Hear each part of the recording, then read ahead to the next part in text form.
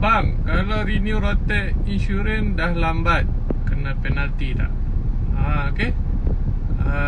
Ni berkenaan insurans Okey, kalau lambat hidupkan, lambat renew insurans, tak ada masalah. Okey, tak ada masalah.